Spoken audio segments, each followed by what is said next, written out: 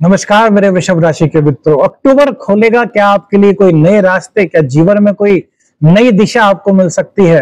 क्या जीवन में कोई एक अच्छी अपॉर्चुनिटी आपके हाथ आ सकती है? रिश्ते, धन और आपके डिजायर्स, आपके सपने, आपकी इच्छाएं आखिर अक्टूबर महीने में क्या संकेत दे रहे हैं ग्रहों के जो गोचर है? मेरे मित्रों, अक्टूबर में दीपावली का जो महापर्व है, वही अक्टूबर में 4 ग्रहों का ट्रांजिट हो रहा है, 4 ग्रहों का गोचर हो रहा है। शुक्र और बुध, इसी के साथ सूर्य और बृहस्पति, ये सब अपनी राशि परिवर्तन करने वाले हैं। तो जीवन में वृषभ राशि के क्या नया मोड़ आ सकता है? देखिए, दीपावली का पर्व खुशियों का पर्व है, तो क्या दीपावली आपके लिए कोई नई दिशा खोल रही है? क्या दीपावली पर ग्रह संकेत आपके लिए कोई नए इशारे ला रहे हैं? आखिर क्या संकेत हो सकता है वृषभ राशि वालों के लिए? सबसे पहले मेरे मित्रों बात करते हैं 3 अक्टूबर, जो कि बुध का राशि परिवर्तन होगा। अभी आपकी कुंडली की बात करें वृषभ राशि वालों की, जो बुध है वो आपके लिए बड़े कारक होते हैं। ये आपके धन के स्वामी है, ये आपके पंचम भाव के स्वामी होते हैं मेरे मित्रों। ये आपके लिए कई जीवन में राह ला रहे हैं। देखिए, सबसे पहले तो इन 4-5 महीनों में हो सकता है बहुत सारे लोगों ने अपने जीवन में कुछ इस तरह की उलझन महसूस की हो कि उनको अपने व्यक्तित्व में कुछ ऐसा लगा हो कि यार कहीं पर कुछ अधूरापन सा है, कुछ को अपने करियर में कुछ दिक्कत, कुछ उलझन हो सकता है महसूस हुई हो, या फिर रिश्तों में वो बात, वो जो एक उम्हा होता है, जो प्रेम होता है, वो कुछ हो सकता है उसमें कुछ कमी आपने महसूस की हो। शायद मार्च अप्रैल के बाद कुछ इस तरह की परिस्थितियां आपके जीवन में, सबके साथ हो ऐसा नहीं हो सकता मेरे मित्रों। सबकी कुंडली अलग अलग होती है। पहले ही बता दें कि जो राशिफल होता है ये ग्रह गोचर का संकेत होता है। यदि आपको अपनी पर्सनल कुंडली का विश्लेषण कराना है तो फिर आपको विशेषज्ञ से संपर्क करना चाहिए। वही घर में कुछ अशांति का वातावरण हो सकता है रहा हो, या फिर परिवार के जो सदस्य हैं उनके बीच में विचारों की समन्वयता, उसमें कुछ कमी आपने महसूस की हो। हाँ, ये चीज तो हुई होगी कहीं ना कहीं कि आपको कॉम्पिटिटर्स पर विजय मिली होगी, आपको हो सकता है नई जॉब इस दौरान मिली हो। देखिए, क्योंकि कई पहलू होते हैं। अब ग्रह गोचर कर रहा है तो उसका पॉजिटिव प्रभाव भी कहीं ना कहीं होगा, और कुछ ना कुछ हल्का फुल्का कुछ नेगेटिव इफेक्ट भी हो सकता है।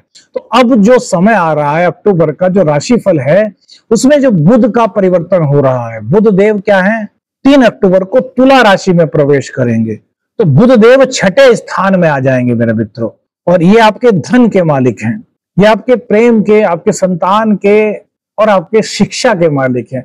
अब जब ये 6ठे स्थान में गोचर करेंगे तो यहां पर कुछ ऐसी परिस्थितियां बन सकती हैं कि आपके पास यदि जॉब नहीं था तो आपको जॉब मिल सकता है, लेकिन संतान पक्ष से कुछ उलझन सी आपको महसूस हो सकती है। आपको लग सकता है कि संतान कुछ कंफ्यूज सी है, या संतान अपने दिल की बात आपको खुल करके बता नहीं पा रही, या फिर कुछ ऐसा फील हो सकता है कि जो आपकी संतान है उसको पढ़ाई में पूरी तरीके से मन नहीं लग पा रहा।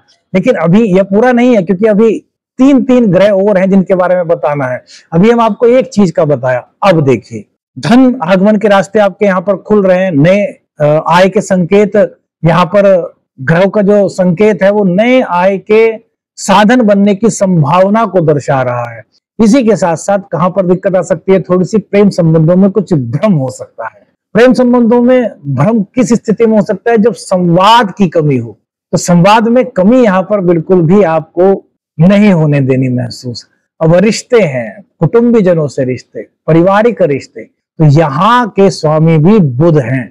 तो इन रिश्तों में और मधुरता आपको लानी है, इन रिश्तों में विचारों की समन्वयता लानी है, परिवार को एक साथ जोड़ करके चलना है मेरे मित्रों। तो यहाँ पर सिर्फ और सिर्फ आपको एक चीज का ध्यान रखना है, जो कि बुध देव का संकेत है। वो क्या संकेत है कि वाणी को मधुर रखना है, अपने व्यवहार को अच्छा रखना है, यानी कि आपको व्यवहार कुशल बनना है। तो 6ठे स्थान में जाने के बाद भी बुध आपके लिए पॉसिबिलिटीज, यानी कि संभावनाओं के, नए सकारात्मक संभावनाओं के रास्ते खोल देंगे। अब दूसरी बात करते हैं। सूर्यदेव आपके सुख स्थान के मालिक होते हैं, और सूर्यदेव 17 अक्टूबर को नीच राशि में, तुला राशि में चले जाएंगे, 6ठे स्थान में चले जाएंगे।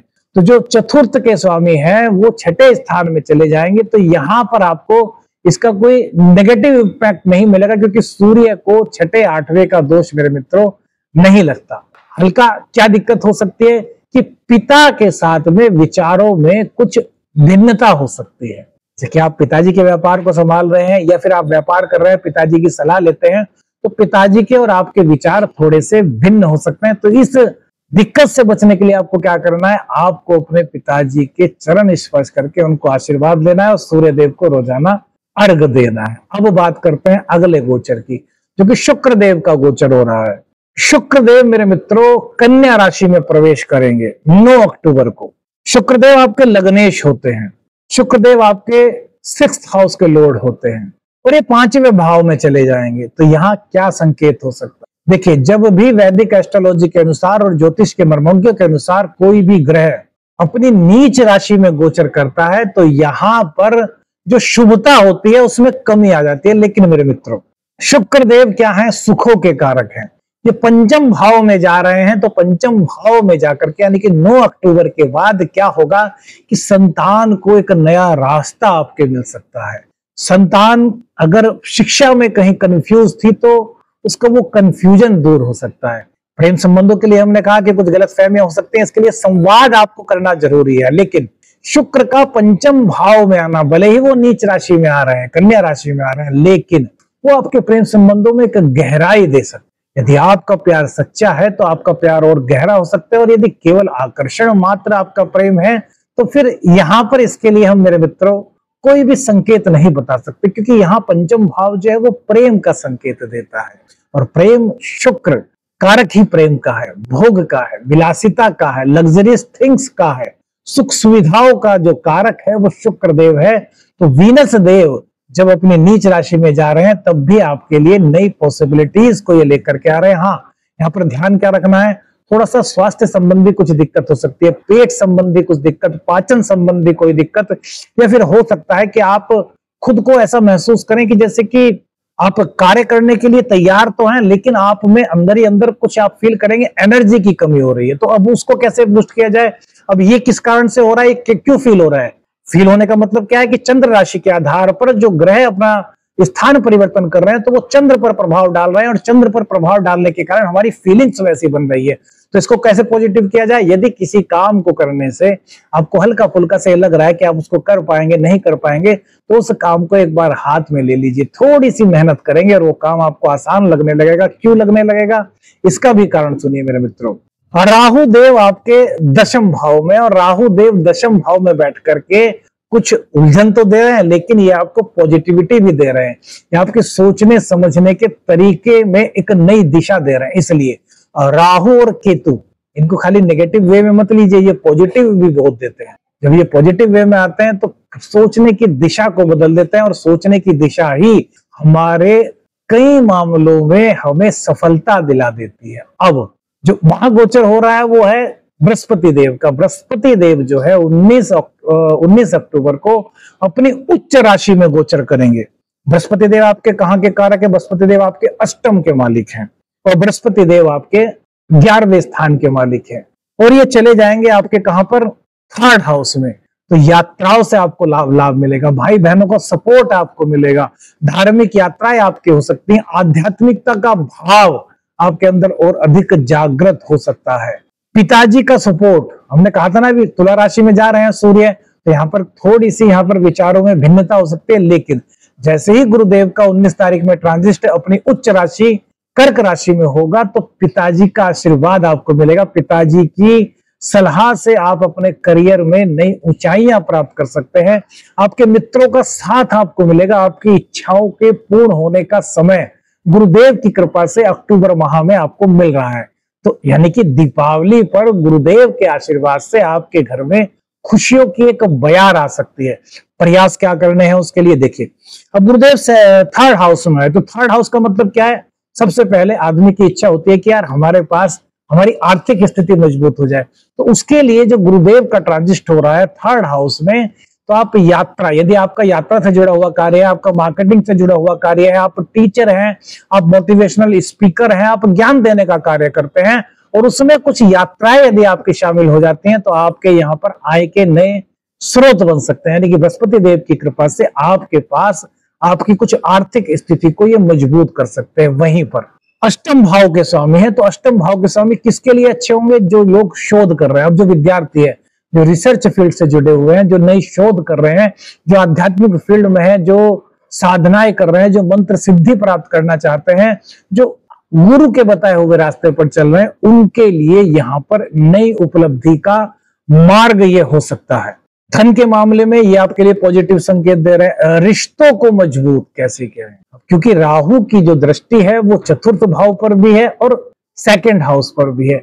राहु क्या करता है, कंफ्यूजन करता है। जैसे आप परिवार के साथ बैठे हैं, परिवार के साथ बात कर रहे हैं, किसी चीज पर आपके और उनके विचार नहीं मिले, तो आपके मन में ये फीलिंग्स आ सकती है कि यार हमारे रिश्तेदार हमें पसंद नहीं करते या हमारे घर वाले हमें पसंद नहीं करते। तो इस तरह के विचारों से आपको दूर रहना है, क्योंकि राहु की जो प्रवृत्ति है वो होती है बेमतलब के विषयों में आपको उलझा करके आपके मेन सब्जेक्ट से आपको हटा देना। तो यहाँ पर उपाय, रेमेडी वो हम बता रहे हैं, लेकिन आपको बता भी रहे हैं कि आप किस प्रकार से राहु की जो नेगेटिविटी है उससे दूर हो सकते हैं। कैसे कि यदि आपके विचार नहीं मिलते, कोई बात नहीं, दुनिया में 100 लोग हैं, 100 में से 10 के विचार आपके साथ मिल सकते हैं, हो सकता है 90 के विचार आपके साथ ना मिले। अब इसका मतलब यह तो नहीं कि वो आपको पसंद नहीं करते। फीलिंग्स सबके अलग अलग हो सकते हैं, थॉट्स सबके अलग अलग हो सकते हैं।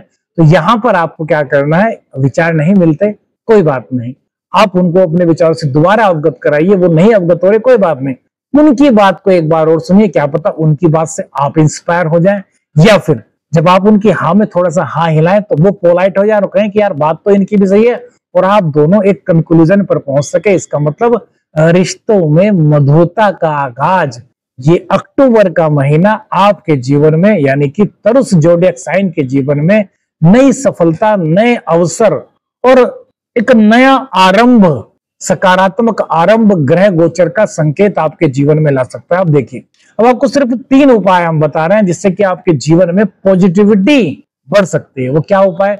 सबसे पहले तो रात्रि में अपने कमरे में जब आप सोते हैं उससे 10-15 मिनट पहले एक मिट्टी के दीपक में कपूर रख करके उसको प्रज्वलित करें। कपूर की महक से राहु की जो नेगेटिविटी होती है मेरे मित्रों वो समाप्त होती है। दूसरा उपाय, शुक्र के मंत्र ओम द्राम द्रीम द्रोम से शुक्राय नमः, इसका रोजाना 108 बार आप पाठ कीजिए। और तीसरा उपाय, हर बुधवार को गणेश जी को जो दुबड़ा घास होती है, ग्रीन ग्रास होती है, वो अर्पित कीजिए। और यदि कोई रास्ते में किन्नर मिल जाए बुधवार के दिन तो उनको हरी मिठाई, हरे कपड़े आप दीजिए। तो ये उपाय आपके जीवन में आपके सकारात्मक स्तर को और ज्यादा बढ़ा सकता है। कौन सी बात सबसे ज्यादा अच्छी लगी राशिफल में, कमेंट्स करके हमें बताइए। और क्या जानना चाहते हैं इसके बारे में भी हमें कमेंट्स में अपनी राय दीजिए। वीडियो अच्छी लगी तो लाइक और शेयर कीजिए, चैनल पर नए चैनल को सब्सक्राइब कीजिए। आदेश अलख निरंजन, हर हर महादेव।